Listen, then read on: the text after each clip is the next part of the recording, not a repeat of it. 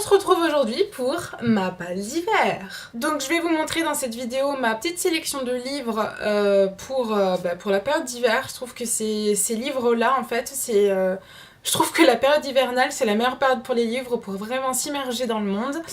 Et en fait, j'ai remarqué en fait, que les livres que j'ai choisis... Alors, évidemment, moi, mon genre de prédilection, c'est le fantastique. Donc en fait... ouais, voilà, donc c'est obligé qu'il y ait un petit peu de magie. Mais en gros, ouais, dans cette catégorie, c'est que du fantastique. Presque. Et il y a beaucoup de magie. Donc le premier que je vais vous présenter, c'est Grisha de Leigh Bardugo. Donc ce livre, j'en ai entendu parler parce que je suis énormément de booktubeuses américaines. Et donc le titre original de ce livre, c'est Shadow and Bone. Donc en fait, vu que j'en ai entendu énormément de bien aux États-Unis, évidemment quand je l'ai vu en France, je me dis oh oui, faut que je l'achète. Du coup, Grisha, ça parle d'un monde envahi par les ténèbres. Donc en fait, il y a une zone de ténèbres dans le territoire qui s'appelle le Shadowfold, si j'ai bien compris l'histoire.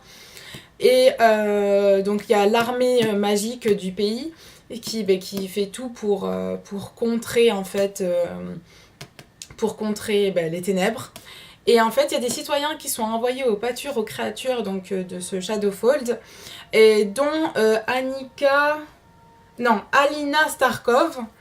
Et en fait, il y a son meilleur ami qui va se faire attaquer, et là, elle va découvrir qu'elle a un grand pouvoir, qu'elle a un pouvoir magique. À partir de ce moment-là, il y a les Grisha, donc c'est une caste adepte de la science,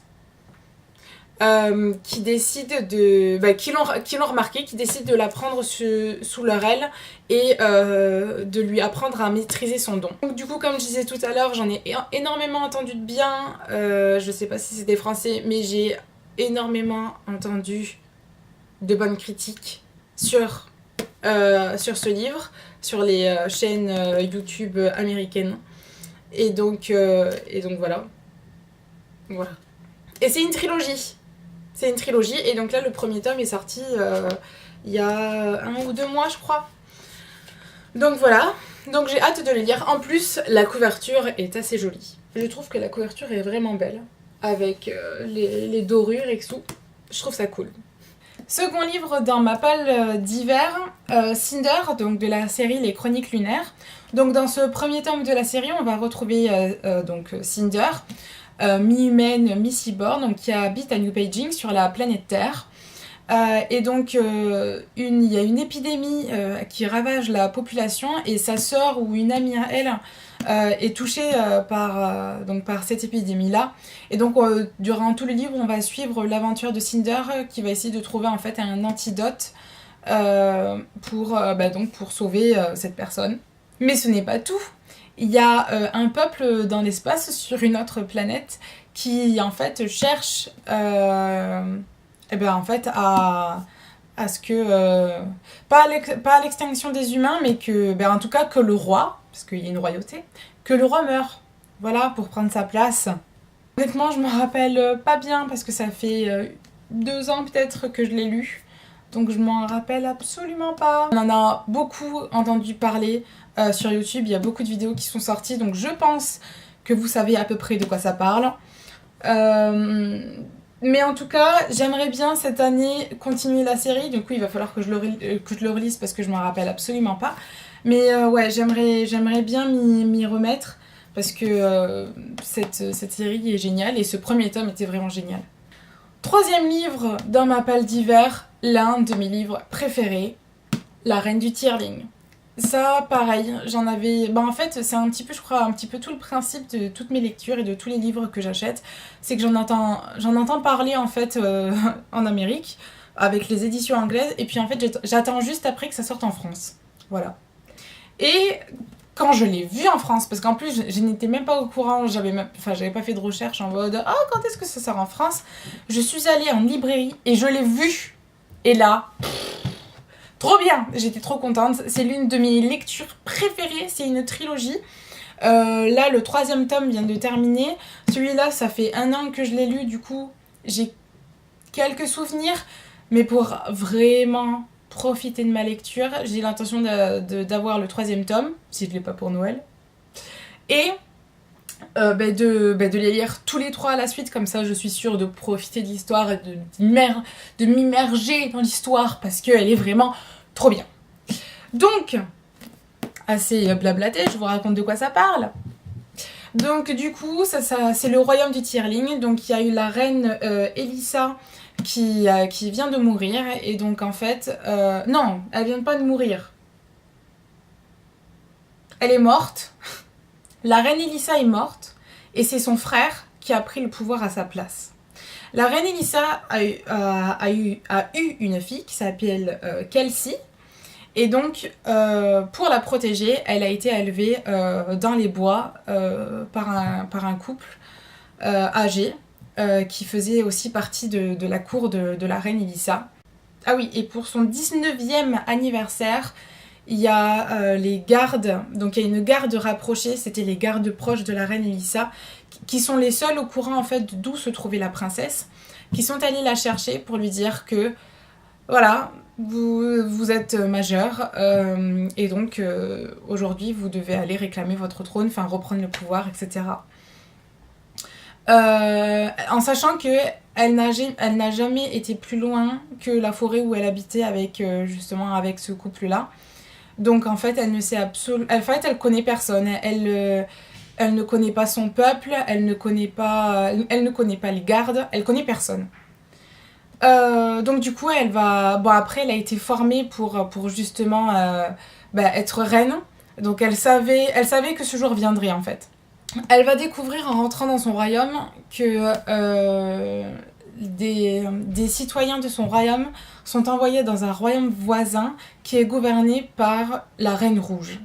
La Reine Rouge qui est une femme atroce. Et donc du coup, elle n'accepte pas ça, parce que justement, quand elle arrive, c'est justement quand il y a la moisson, une espèce de moisson, je sais pas s'il l'appelle comme ça dans le livre, mais en tout cas, où justement il y a la sélection des personnes qui vont être envoyées dans cet autre royaume, et donc elle va pas supporter en fait, et c'est là où en fait, au lieu de se cacher, elle va se dévoiler, et elle va dire je suis la reine, vous stoppez ça. Donc en fait c'était un échange commercial entre ces deux royaumes qui permettait de maintenir la paix.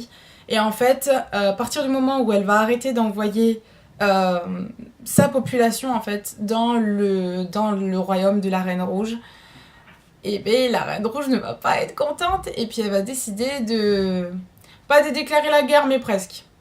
Enfin bref, ça craint. Bref, c'est juste génial, le suspense est... Oh, c'est incroyablement écrit, les personnages ils sont ouf, les scènes sont ouf, il y a des scènes, j'ai des souvenirs de scènes... C'est génial, c'est vraiment génial comme histoire et je vous recommande vraiment ce livre, cette trilogie, c'est génial. Une fois que j'aurai lu les 3 livres, je ferai une vidéo dessus pour vous en parler et pour vous dire, pour exprimer tout mon amour pour cette série. Lisez-le. Lisez-le. 4e livre dans ma palle, Les fiancés de l'hiver. Voilà, le titre en dit long. Donc pareil, une trilogie dont on a entendu énormément parler. Donc je pense que vous connaissez. Mais pour ceux qui ne savent pas, je vais lire le synopsis parce que je ne sais absolument pas de quoi ça parle non plus. Donc, sous son écharpe élimée et ses lunettes de myope, Ophélie cache des dons singuliers. Elle peut lire le passé des objets et traverser les miroirs. Elle vit paisiblement sur l'arche d'Anima quand on la fiance à Thorn, du puissant clan des dragons. La jeune fille doit quitter sa famille et le suivre à la Citaciel, capitale flottante du pôle. À quelle fin a-t-elle été choisie ? Pourquoi doit-elle dissimuler sa véritable identité ? Sans le savoir, Ophélie devient le jouet d'un complot mortel. Un petit peu un univers à la Harry Potter et donc ouais, j'ai très très envie de lire. En plus il y a eu de très bonnes critiques sur ce livre, donc j'ai très très envie de le découvrir et j'ai très très envie de le découvrir cette année. Donc voilà, 1, 2, 3, 4, 5e livre sur ma palle, Red Queen. Red Queen. Red Queen, c'est... Lisez-le. Pareil, on en a énormément entendu parler, donc je pense que vous savez tous de quoi ça parle. Donc Red Queen, ça parle donc des rouges et des argents. Les rouges, ce sont les humains, donc qui sont réduits à un esclavage. Et les argents, ce sont ceux qui ont des pouvoirs et qui, évidemment, gouvernent le pays. Et donc, en fait, on va suivre l'aventure de Marbaro, en fait, qui est une rouge de 17 ans.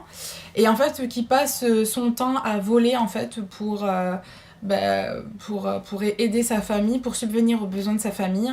Et puis un jour, elle découvre qu'en fait, elle a un pouvoir digne d'un argent. J'ai juste trop adoré cette lecture. J'ai lu également le 2e tome, sauf que je m'en rappelle absolument pas. Il y a le 3e tome qui est sorti il y a quelques mois, King's Cage. Et vu que et pareil, comme pour la Reine du Tirling, j'ai vraiment très envie tellement c'est une super lecture, j'ai très envie de profiter de ma lecture, de vraiment m'immerger dans le monde, et donc j'ai l'intention de relire les 3 pour tout me remettre en tête, parce qu'il y a des personnages dont je me souviendrai pas si je relis le 3 comme ça, il y a des scènes dont je me souviendrai pas non plus, donc c'est une série aussi que je vais reprendre cette année, une fois que j'aurai le tome 3, parce que pour Noël, j'ai eu le tome 3 en hardcover, ce qui est absolument magnifique, sauf qu'il est en anglais. Parce qu'il vient tout droit des États-Unis. Voilà, le Père Noël s'est trompé. Mais en tout cas, je suis hyper contente parce que c'est un hardcover et que c'est trop classe, que c'est vraiment trop beau. J'ai toujours dit que si j'allais en Angleterre ou en Amérique, j'irais acheter des hardcovers parce que c'est magnifique. Voilà. 6e livre dans ma palle, Frozen. Frozen, je trouve qu'on en entend pas beaucoup parler en France, voire pas du tout même. Et honnêtement, je l'ai lu, j'ai lu le 1er et le 2e tome cet été. Le 3e, je viens de le terminer là. C'est ma dernière lecture, le 3e tome. Et honnêtement, ça a été un coup de cœur, vraiment. Ça a été génial. L'histoire est géniale. L'écriture, en plus, elle est fluide en fait, c'est une lecture qui se lit très rapidement, je trouve que c'était hyper addictif. En fait, on est tout le temps dans l'action, il n'y a jamais un moment de relâchement.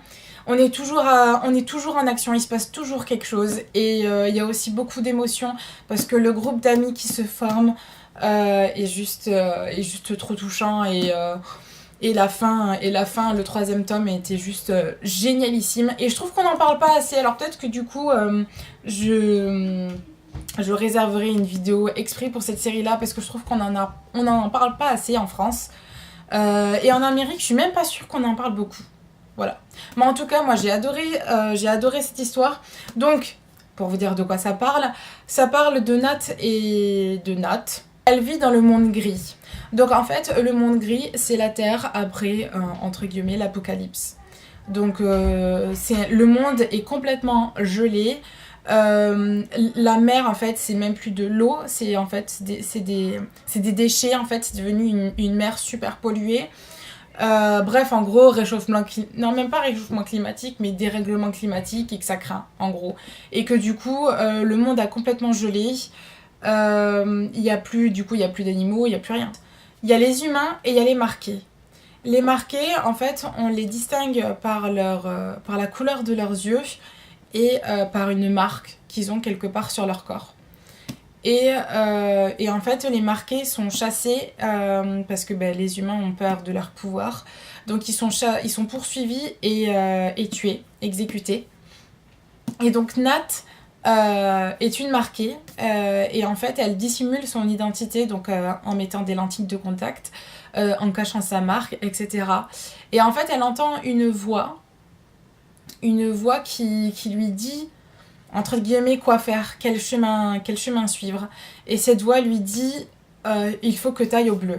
Donc le bleu, en fait, c'est une légende qui circule sur la planète Terre, qu'il y a un endroit où en fait il y a de l'herbe, où il y a du soleil, où rien n'est pollué et qui fait chaud.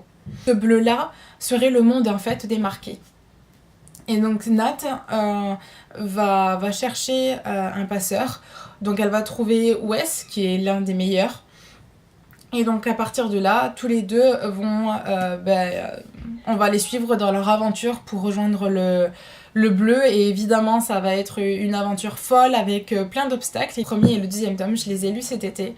Et je les ai enchaînés en 4 jours. 4 jours, c'était bouclé, si ce n'est pas 3. Comme je vous disais, c'est une lecture hyper rapide, c'est hyper addictif. C'est vraiment génial. Et en fait, là, si on voit en fait le résumé en fait du tome 1, ça n'a... Enfin, à aucun moment, on peut imaginer la suite de l'histoire en fait et de la vraie nature en fait de ces deux personnages. Mais je ne vous en dis pas plus. 7e et dernier tome de ma sélection d'hiver, Harry Potter et l'Enfant Maudit. J'ai décidé que ça allait être ma lecture du moment. Comme on est dans la période hivernale, que j'aime bien la magie, tout ça, durant la période hivernale, j'ai choisi Harry Potter et l'Enfant Maudit. Et surtout que j'ai lu les Harry Potter il y a maintenant 2 ans. Tous les Harry Potter, je les ai lus il y a 2 ans. Et je les ai lus en fait en hiver. Et donc du coup, ouais, je sais pas, ça m'a donné envie aussi de lire Harry Potter et l'Enfant Maudit durant l'hiver. Donc voilà, je pense que j'ai même pas besoin de vous raconter l'histoire de Harry Potter. Je pense que tout le monde sait qui est Harry Potter et connaît l'histoire d'Harry Potter, que ce soit par les livres ou par les films. Là, ça se présente sous forme de pièces de théâtre, donc je pense que vous le savez. Donc je pense que ça peut être une lecture très très très rapide. Ouais. Parce que c'est pas du roman, quoi, c'est une pièce de théâtre. Donc je pense que ça peut être une lecture hyper rapide. Et pareil, je trouve que le monde d'Harry Potter durant l'hiver, c'est juste magique. Voilà, c'est magique. C'en est tout pour ma sélection d'hiver, pour ma palle d'hiver. Alors je ne dis pas que je vais tous les lire là avant le printemps. Quand moi je choisis un livre, c'est vraiment au feeling, c'est parce que j'ai vraiment envie de te lire, que tu m'intrigues et que j'ai envie de te lire à ce moment-là. Mais c'est vrai que le sort du Tyrling, Red Queen, une fois que j'ai les 3e tomes, je vais les lire direct en fait, parce que je crois que ça fait partie de mes séries préférées, vraiment. Red Queen et le sort du Tyrling. Le sort du Tyrling, oui. Mais ouais, ça fait partie de mes 2 séries préférées. J'espère que cette vidéo vous a plu, peut-être que ça vous a aidé à découvrir de nouvelles lectures. Et peut-être vous a donné des idées et peut-être avoir ce feeling justement pour lire certains livres que vous avez dans votre bibliothèque.